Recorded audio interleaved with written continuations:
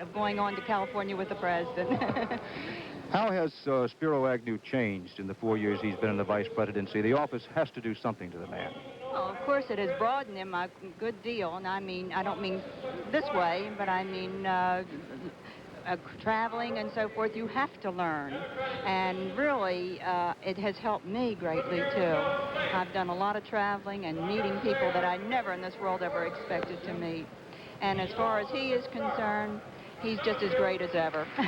Has it made him any more bitter than he was before he came to the office? I mean, I, among others, have the job of criticizing the vice president in the job he does sometimes. Do you find him coming home and saying, those guys just don't really know what they're talking about, and that's my real complaint with them? Well, there are times when you say this, but this goes along with the game, really. We understand this, and of course, we expect criticism, and not everyone agrees with his position, and we realize this. The only complaint I ever have, personally, is when it gets a little bit personal, and I don't like that myself.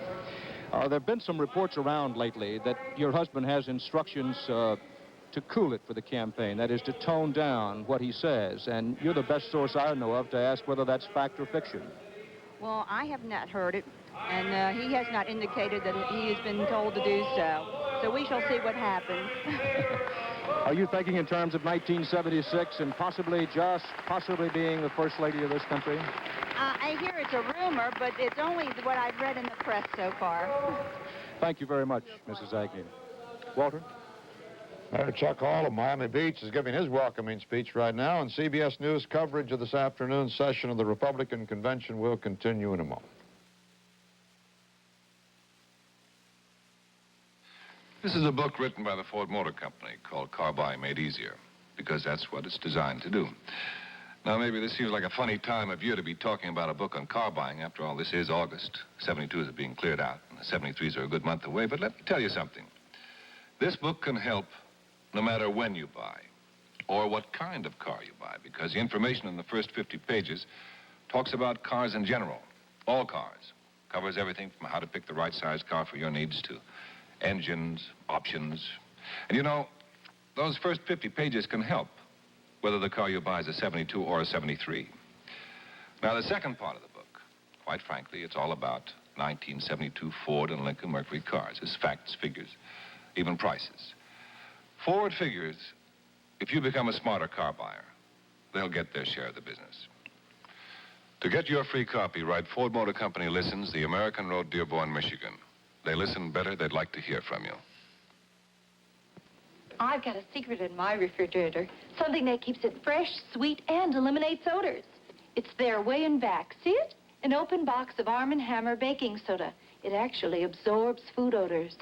So whether you have cheese, onions, broccoli, even fish, it'll keep your refrigerator sweeter, cleaner, and fresher smelling. And at the end of 2 months, I just put in a new box. Arm & Hammer baking soda. A nice little secret for your refrigerator. Hey, this isn't Alpo. Honey, it's just like Alpo, only cheaper. Read the ingredients. Meat byproducts, soybean meal, cracked barley, that's cereal. Now check Alpo.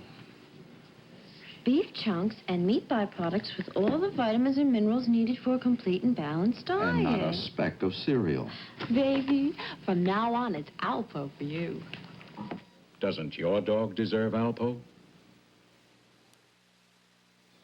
Welcoming speeches continuing in this first session of the Republican National Convention. Dan Rather is with the First Lady, Mrs. Nixon. Dan? Walter, Mrs. Nixon has been here. Hello, Mrs. Nixon. Good afternoon. I was wondering, were you able to hear Governor Askew's speech? Could you hear what he was saying? I couldn't hear what he was saying because there was so much confusion right in front here. I must confess, I couldn't hear much of it either. I just wondered whether the acoustics were as bad back in this part of the hall for you as they were for us. Well, I think they were bad because there was so many people here. Mrs. Nixon, it's no secret to you that a lot of people have said Pat Nixon really came into her own during the China trip and the trip to the Soviet Union, that at the very least the American public saw a side of her that they'd never seen before. Do you think you've changed in any way, or is it a case of just the constant exposure has revealed you for what you are? Well, I thank you, for one, who has covered me and let people know what I'm like. How have things changed for you as a political wife? Now, you come to this convention, there's no worry about whether your husband's going to get enough votes to get nominated. I know even in '68, when it must have appeared to you that surely he came to the convention as the overwhelming favorite, there was always that doubt until he actually got the nomination. No doubt this time. Things easier for you? Well, they may be now, but we're going to work hard in this campaign. We always run scared, and we're going to continue to do so. You sound a little hoarse to me. You don't have a sore throat or anything, do you? No, I don't exactly, but I've been doing an awfully lot of talking today. I went to some of the caucuses where I met our friends who were members of the delegation, and I've talked to a lot of the young people, and my throat is a little bit raw. Could you tell us what your husband's doing? Have you talked to him today? Oh, yes, he calls us all the time, but he has a great number of things to do in Washington, and I've been reading about him in the newspapers, as a matter of fact. I understand he has 12 or 13 yellow legal pads laid out in front of him, each one with a category, putting together Wednesday's speech. Does that sound to you as though something that he would do? Well, he only uses about one. You have both of your daughters and both of your son-in-laws here. David, hello. How are you today? Okay. Been a lot of talk about that all-time all-star baseball team you and your father-in-law put together. Well, as a matter of fact, a lot of people thought that I wrote the whole thing, but it's really not true. He overrode me on at least 5 or 6 choices in the modern teams in particular. Did you have a hand in that, Mrs. Nixon? No, but I heard them arguing. Oh, yeah, Bobo was my favorite. I wrote my first fan letter to Bobo Newsom, a great star in my day. You probably don't recall him. And so you insisted that he be on the President and David's all-time baseball because team. one time he was thrown out of the game, and I didn't think he deserved to be. So I wrote him a fan letter telling him I thought it was unfair. Mrs. Nixon, I mean to ask this question with all the respect possible. Yes, but as you know, I get paid to ask candid questions. I also want to ask the question candidly. There have been those who criticize you, saying Mrs. Nixon has not been out front as much as she could have been and should have been in terms of women's rights on the abortion issue, child care. Now, when asked that question when you get out and campaign, and as you do so effectively, how do you answer that? Well, I answer it this way. Abortion is up to the state laws, and I personally am not for it on a wholesale basis. On child care, I'm for it in certain instances for working mothers of low income and welfare mothers. And my husband has a wonderful program for this if the Congress ever passes it. It's H.R. 1. And how about on some of the other women's rights issues? Do you find yourself talking to your husband more these days about you should get more women in government? He has always believed in women's rights, and he's always encouraged all of us to do our utmost. He thinks nothing's impossible if you just work at it. And I'm very proud of my daughters for going out throughout the entire country and talking on the issues and going to support and focus attention on things that are good for the country. I wonder if I could talk to Judah Nixon Eisenhower about the Hi. How are you? We were discussing women's rights. I don't know whether you could hear our conversation with your mother or not. Things are a little confused back here in the back of the hall. But when you're out, particularly talking to young people on behalf of your father and the Republican Party, you must get questions along the lines of, why aren't you more active in women's rights and discussing the abortion issue? How do you answer those questions? Well, I haven't gotten those questions because I have been very active, and almost every state or appearance that I've been to, I've been asked about women's rights and abortion and all, and I always speak out on it. And I am really strongly in favor of women becoming more involved in government, and I'd like to see more women candidates. And so I've been talking about that. That's part of my campaign speech. Well, maybe we can hear the whole speech sometime. But right. Have you and David discussed at all the possibility or the desirability of your being called Ms. instead of Mrs., for example? Yes, I've thought about it, and the way I look at it is that I think that if a woman would like to be called Ms., it's great, but that I think that it's helpful to have the distinction. I think it's interesting to know if a person's married or not, and I don't think there should be any stigma attached to be a Miss or Mrs. And so I don't really think it's a necessary title, and I prefer the Mrs. But a lot of my friends have gotten engraved stationery Ms., and if they like it, it's fine. Fine for them. If you don't mind, I'm going to try to talk to your sister and see whether her views are the same. We appreciate you talking with us, Davis. Good to see you. Walter, we're going to try to move over and talk to Tricia Nixon. Tricia Nixon Cox, that is. Mrs. Cox. Hi, how are you? Nice to see you. I don't think I've really seen you and had a chance to talk to you since the wedding. I was talking to your sister. show you then either. You were too busy, and so were we. You were pretty busy yourself, as I recall. Your sister and I were just discussing the matter of women's rights, such things as how do you feel about abortion? Do you find yourself in complete agreement with your father's feelings on the abortion issue? Well, as to abortion, I think that one of the great strengths of our country has always been that we've respected the right to life of each individual. We think that's a very precious right. And I think that so-called wholesale abortion would really be contrary to one of our great strengths. So I would not like to see anything like that, although I do think that abortion should be a state matter. But personally, I just could never think of abortion. Do you discuss this often with your father? I don't mean abortion per se, but questions of women's rights and the so-called women's movement. All the time. In fact, he's really one of the great proponents of the women's movement. He has always been for women's rights, and in his administration, there are twice as many women as the other two administrations combined, and he has appointed women to high positions in his government, and he has always been an advocate of women's rights because he believes that we need good government and we need people, men, women, regardless of sex, in government. We need good men and good women in government. That's what he supports. It's been said of you, and I want to ask you directly about it and give you a chance to respond, that you are the most conservative of the Nixons. Would you agree with that? Oh, I don't think so. I've a very open mind, I think. Why do you suppose people say that about you? I must say I'm at a loss to explain it when asked. Well, I don't really know, but perhaps the reason is that people like to make a point by drawing a contrast. A contrast is sort of interesting, you know?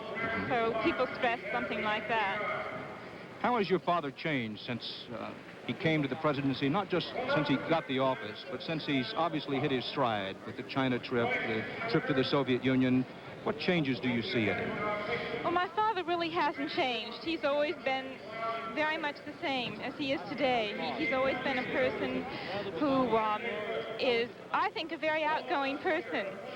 It's true he is slightly shy, but he has this great capacity to make people feel very appreciated. And it's interesting, when you see shy people in the room, you can see how he is able to draw them out. And so he's very much this way. I don't know when is the last time I heard anyone describe your father as a shy man. You really believe at base there's a basic shyness there? I think there is, slightly, but yet he is a public figure and he is able to go out and give speeches and to do all these things. But I think that perhaps maybe he's shy because he's sensitive. He's very sensitive to how people are feeling, and he always seems to say the right thing to make people feel really great. Thank you very much. Walter? Dan, while you've been conducting those very interesting interviews with the First Family, Senator Edward Gurney of Florida has been addressing the convention with the first, frankly, political speech of the convention. Up to now, the welcoming speeches have been by Democrats, and you wouldn't expect them to be political.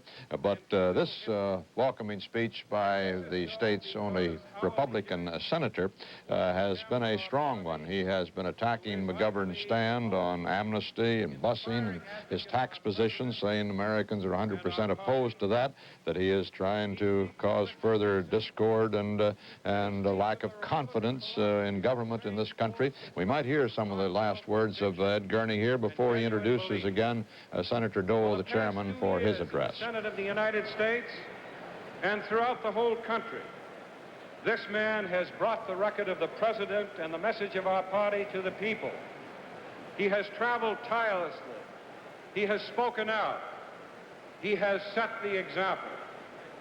Republicans everywhere have heard him. They have taken heart from his leadership. They have picked up the scene. And as we enter this campaign, our party and our president have their advocates fired up to do the work at hand, tuned into the Republican message, and turned on to the promise of Richard Nixon and the ideals of the great Republican Party. And to this one man, our next speaker, goes much of the credit. Fellow Republicans, I present to you a great American, the chairman of our party, the outstanding spokesman, for Republicans and President Nixon, the distinguished senator from Kansas, Bob Dole. Come on, Bob.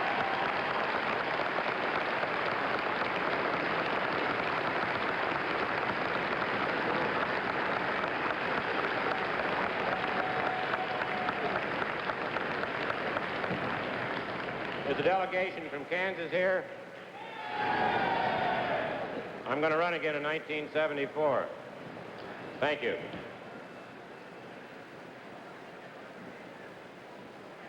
First, may I welcome to every delegate and every alternate, every member of their families, every observer. May I extend you a very warm welcome. I also extend a welcome to those who may be viewing or listening across this nation, members of both parties, as well as our loyal opposition in Flamingo Park. My fellow Republicans, my fellow citizens, delegates to this, the 30th National Convention of the Republican Party, to those of you who have attended conventions before, and to the many more of you who are attending their first time convention, I welcome you. At our party's beginnings more than 100 years ago, Republicans were in the minority, and our country was in a crisis. In our last convention here 4 years ago, the situation was much the same. We were in a minority, and our country was in a crisis. But after almost 4 years of Republican leadership in the White House and the world, the crisis has diminished. What Richard Nixon once termed the continuity of crisis has been interrupted. The nation has calmed. The world has moved conspicuously towards peace. And we find ourselves now at a turning point. Which way we go depends not upon us alone, but on the American people together. We are about some very serious business here. What we do here is important. But we must not delude ourselves that it is all important. We meet to nominate the President of the United States for re-election. We meet to decide upon a platform for our Republican Party. And we meet to show the nation and the world how Republicans go about the important business of politics. We meet for all of these reasons and more. But what is all important in all of this is not only what the Republican Party is, but what the Republican Party can become. Under the leadership of Richard Nixon, this nation has gone forward. We have gone forward from war and the likelihood of war toward peace and the likelihood of lasting peace. Under Richard Nixon, this nation has gone forward in the direction of a reformed and more responsive government.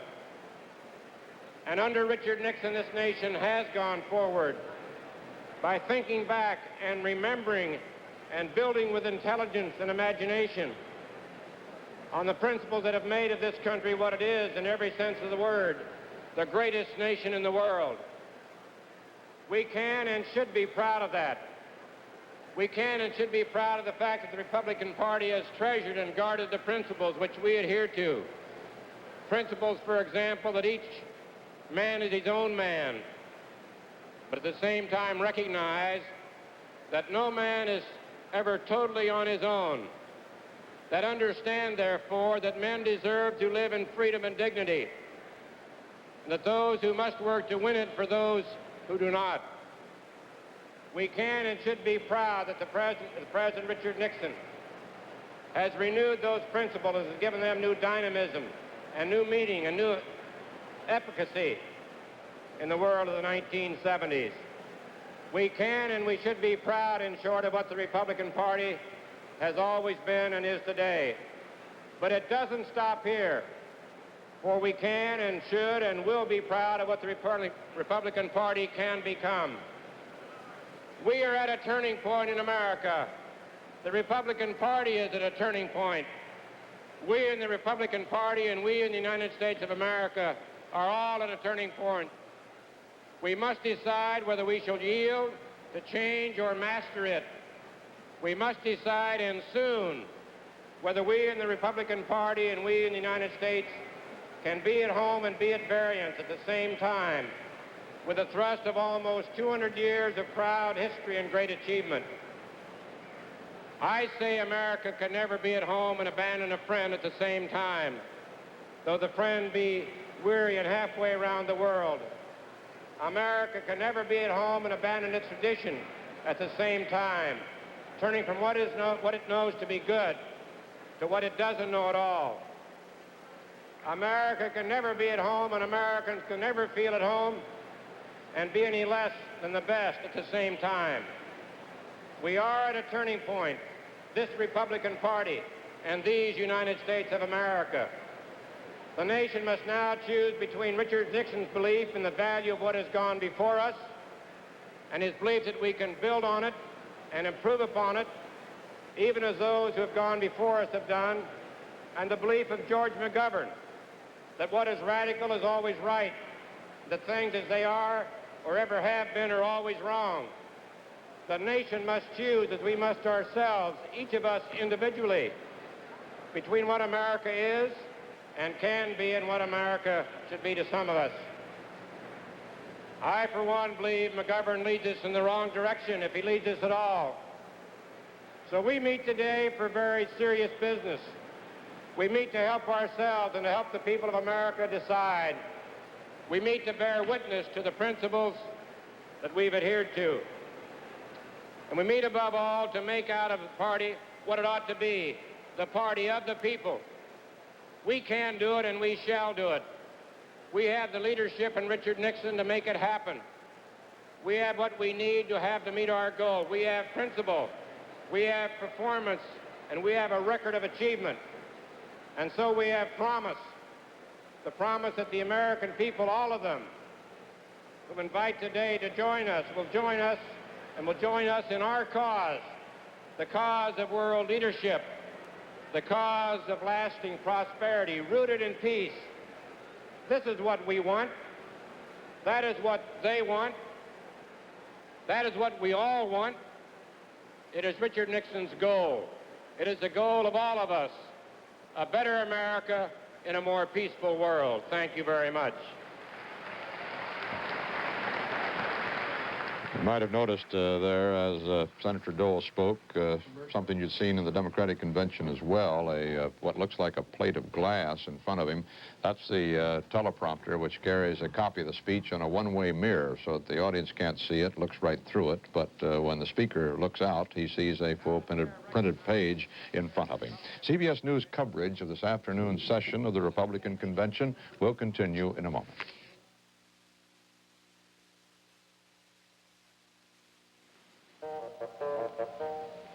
Does Allstate have discounts on auto insurance?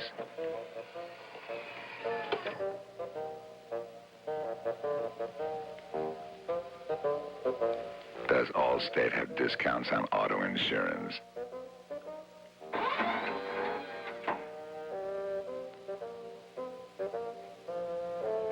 Allstate has all these special rates and discounts and some more, too. So drop by an Allstate office and compare what you got now to our deal.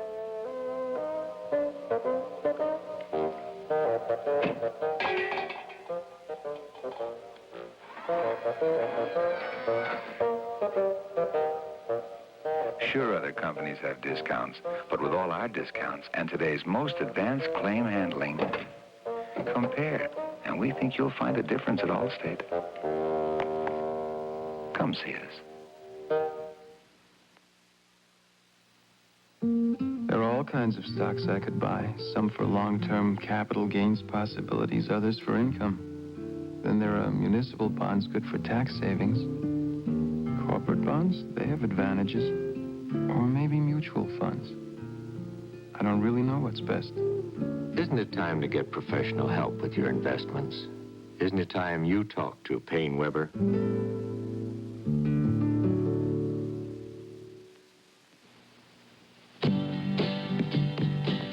In the past few months, a lot of people have come under the dome.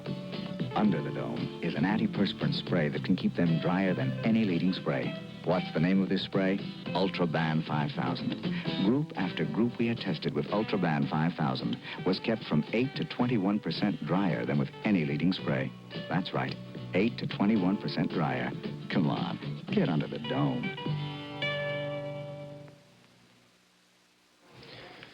So the first session of the Republican National Convention is underway in a apparent spirit of harmony, although there have been a few little alarm signals here and there that there may be some floor debate here on specific issues. For one thing, the congressman from California, Mr. called Pete McCloskey, who campaigned against President Nixon in the primaries and won one delegate from New Mexico, says that he now has some young delegates who, while they do not agree with him, believe that he should have a right to be heard on the floor of this convention, and therefore may raise the issue that the delegate that he won from New Mexico has been assigned to a pro-Nixon individual and will not make that speech for him. So there may be that. That could come up this afternoon when the Credentials Committee report is heard.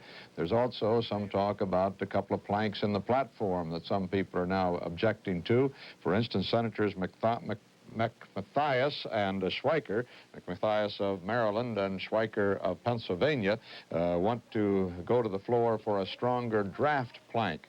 The platform plank says that merely that the draft is running out and should be permitted to, but Mathias and Schweiker want a stronger plank saying it must run out and that there should be no draft at all and not leave the possibility of draft legislation left on the books.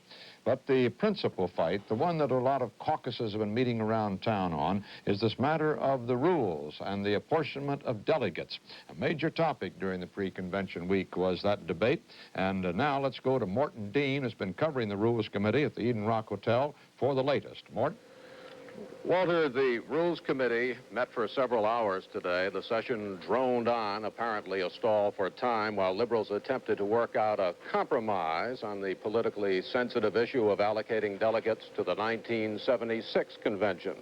The issue, entitled Rule 30, likely will be brought to a vote when the committee reconvenes some 3 hours from now. Conservatives control this committee and are so far reluctant to accept a liberal compromise which would dilute the strength of the smaller, more conservative states at future conventions. If a conservative formula is adopted, and that seems likely, liberals say they will fight it out on the floor of the convention during Tuesday's afternoon session. Also scheduled to be considered by the committee this afternoon is another liberal versus conservative issue. Just what language should be written into the rules in an effort to bring more women, blacks, and young persons into the party. Some preliminary skirmishes this morning distressed advocates of a greater role for women in party affairs. 3 such measures were soundly defeated, and the National Women's Political Caucus plans a floor fight on Tuesday. The committee did vote to conduct this year's convention, or at least a part of it, under Robert's Rules of Parliamentary Procedure, rather than under the time-honored and somewhat arcane rules of the U.S. House of Representatives. Now, that measure will be presented to the convention for approval on Tuesday afternoon, and that's when the rule switch would be made from the U.S. House rules to Robert's rules. And Rules Committee Chairman William Kramer of Florida says that could throw the convention into chaos. And, Walter, that word chaos is a word we haven't heard too often from Republicans. We heard it an awful lot last month when the Democrats were down here. Thank you, Morton, and we'll be keeping on top of those disputes as the convention goes on. They have just elected, with no dissenting votes apparently, Ronald Reagan, the governor of California and one-time movie star, as the temporary chairman of this convention. He'll take the gavel at the night session tonight. Meanwhile, with him on the floor is John Hart. John?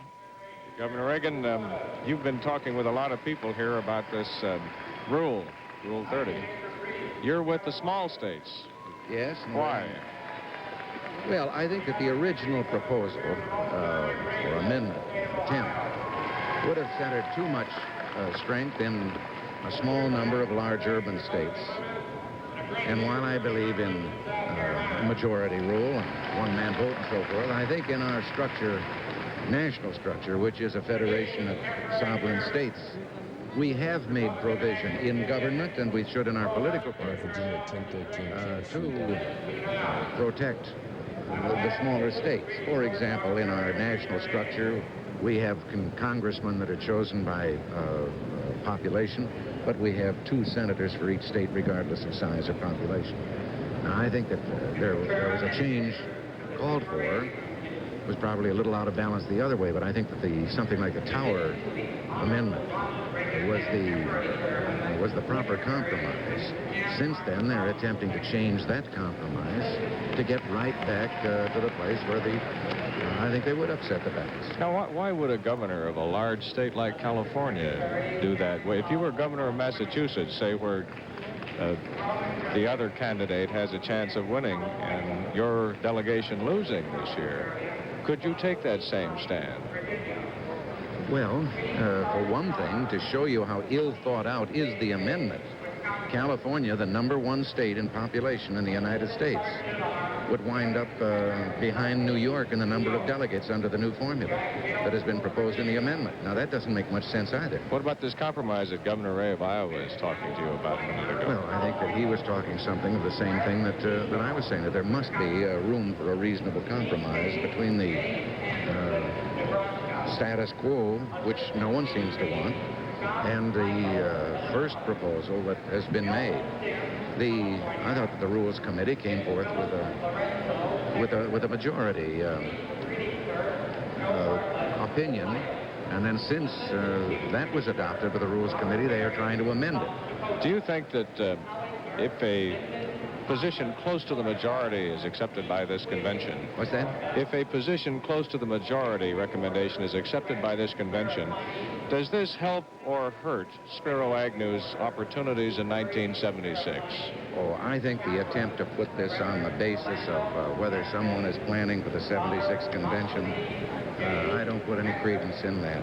I don't think anyone realistically believes that you start planning and tagging candidates this far in advance. You can't say that Spiro Agnew is a conservative and therefore any efforts on his part would be helped by the conservative states? You back away from that? I just don't think those labels are that important anymore in our party. I think we've shown a unity in our party for the last several years that has been quite startling to people that were used to the old-time feuding of the Republicans. And I think we have a remarkably unified convention here. The labels don't mean a thing. Okay, aside from labels, names. Are you for Agnew in 76? I'm not going to speculate on... I won't even speculate on what I'm going to do in 1974, so I'm not going to look ahead as far as 1976 and make any speculation. I admire Ted Agnew. He is a close personal friend. He has been a great vice president, and I'm thinking of his getting reelected as the vice president in 72. Governor, there are some people on this floor, Bill McLaughlin of Michigan, for one, who are trying to get a little more liberal. Perhaps that's not the right word, since we're not dealing in labels in this interview, but a little wider representation on these delegations. And he says that on the compromise on Rule 30, he can't even get you people to talk to him. Who can't get us to talk to him? McLaughlin over there in Michigan. Well, we healed our wounds at our state level, and I'm standing here in front of a California delegation that spans the entire range of opinion in California, the Republican Party. Our campaign organization, which we have set up for the president's reelection, includes those people who in the past supported Governor Rockefeller for president, all the way over to those who fought for Barry Goldwater. And this is the only way, if you want proper representation in your party, you have the courage to put into your party organization all those people representing all those viewpoints, and they're all men and women of goodwill, and between them they work things out. That's what we've done here with this delegation. How did you get those 4 blacks on this delegation? Is that proper representation in the California population?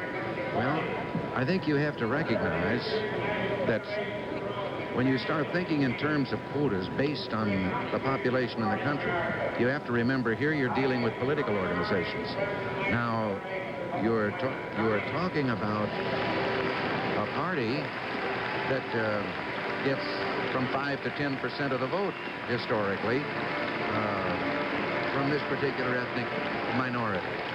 Now, obviously, their participation in party affairs is going to be based somewhat on whether they follow this party or the other one. We'd like to have more. I wish that we had 90% of the minority community voting for us, and frankly, why don't I you? think they should be voting for us, because I think we have done more for them than all of the rhetoric that is put out with so little action from our opponents. Why do you think they misunderstand that?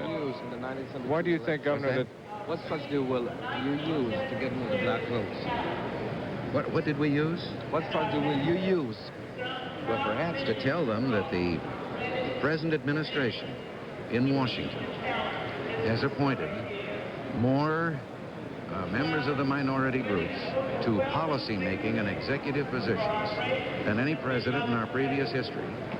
And I can say as governor of California that I have done the same in California, but in California I have appointed more blacks, for example, to executive and policy-making positions than all the previous governors of California put together. And I would think that if we can get this message across and they begin to understand, if, for example, they understand that there are 6 times as many Negro children attending integrated schools in the South in these 3.5 years of the Nixon administration than there were in the 8 years of the Kennedy-Johnson administrations, that there has been many times more money made available for small business administration loans, that the budget for fair employment, that the budget for civil rights enforcement, all of these things have been increased under this administration.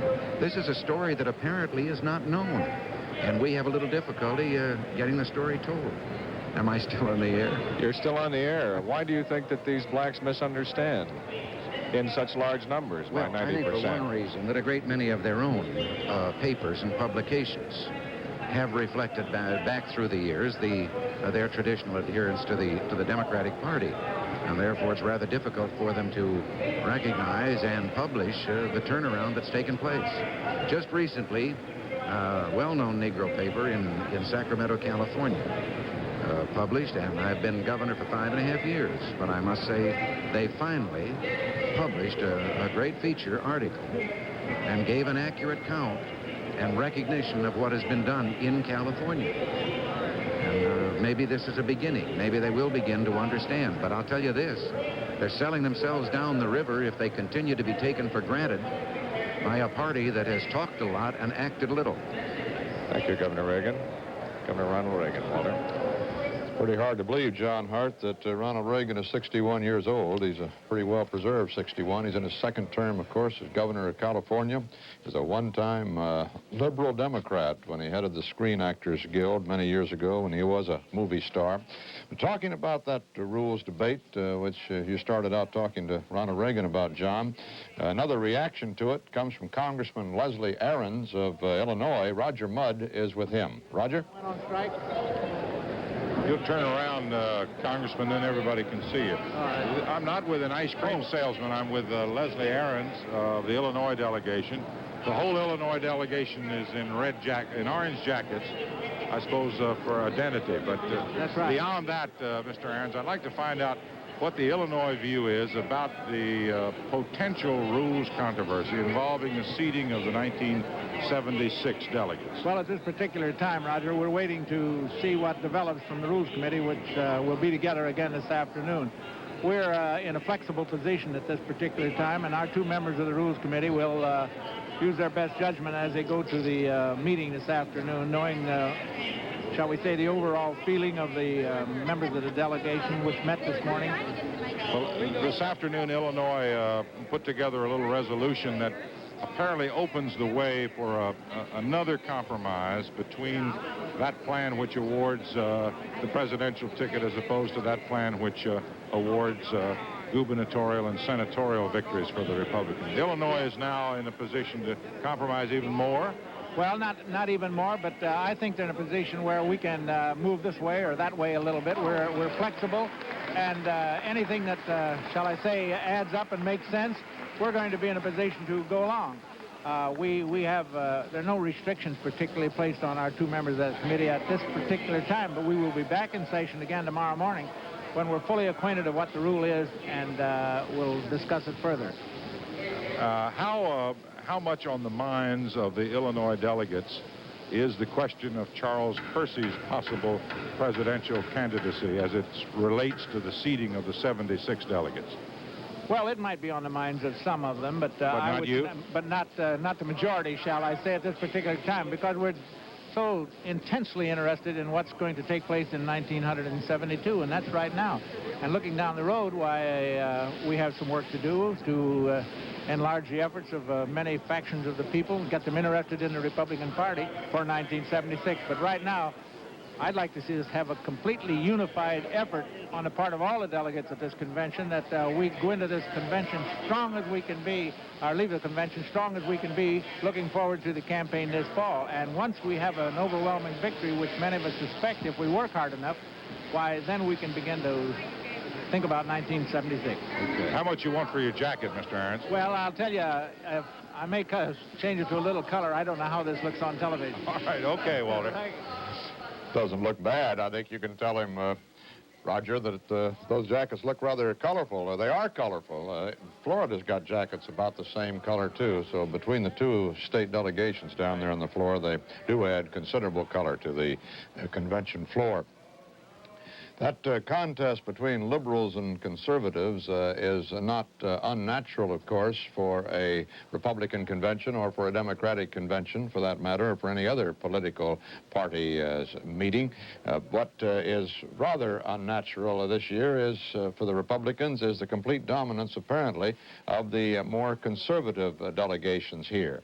That is marked, perhaps, by the desire by nearly all of those here not to upset the apple cart, which seems to be rolling toward a victory for the Republicans this year. These delegates have been reading the polls and are positively euphoric about a victory for their candidate. They're only guessing now on what the margin is going to be out there on that floor. But the liberal and conservative fight does go on behind the facade of harmony here in a considerable degree, and it is for control of the party again in 1976. The liberals pretty well conceding the party to President Nixon, and the conservatives who seem to be most solidly behind him in 1972. What the battle is about between the large and the small states is over the so-called Southern strategy, which believes that the Republican Party can win and can continue to win with the southern states and the smaller states of the Middle West and Far West. The liberals say that isn't so, that isn't a basis for long-term victory in the Republican ranks, and that the big states and the urban areas have to be brought into the party in greater participation. Well, that battle over the changes in rules and in apportionment of delegates for 1976 still hadn't been resolved, as you know. A little while ago, Michelle Clark talked with Illinois Congressman Thomas Railsback here in the convention hall. He was the leader of the group of congressmen who sought to require proportional representation for women and require states to take positive action to achieve participation of all segments of the voting population, the liberal view. Here's a videotape recording of that interview. Mr. Railsback, what do you expect to happen inside on the floor of the convention regarding reform of the rules? I think that in all likelihood there will be a fight on the delegate allocation formula that was necessitated by a lawsuit that knocked out the present bonus delegate system. And it will probably be a fight between some of the large states and some of the small states, unless they can reach a compromise. And they are, I understand, working very hard to achieve some kind of a compromise. Now, you are primarily concerned about the Rule 32, though. Explain to me what you think will happen about that. Well, what we're trying to do, and I'm part of an ad hoc committee on delegate selection reform, and we're trying to reform the rules to broaden the base of appeal of the party. And I am honestly very happy so far with the action taken by the Republican National Committee, which met, as you know, before the convention. And we have one last hurdle, and that is with the Convention Rules Committee. They're meeting today, and I'm very hopeful that the Republican Party will send out a signal loud and clear that we are a minority party, that we want young people participating in our party as well as minorities and senior citizens. And we think that the Democrats completely overlooked trying to get senior citizens involved. So you are looking to change the language of the rules report, is that it? We are both going to change language. We're going to add language. We're trying to set up an oversight committee that would really have the job of implementing the rules that will be adopted at the 72 convention. Who do you expect will lead a floor fight if it comes to that?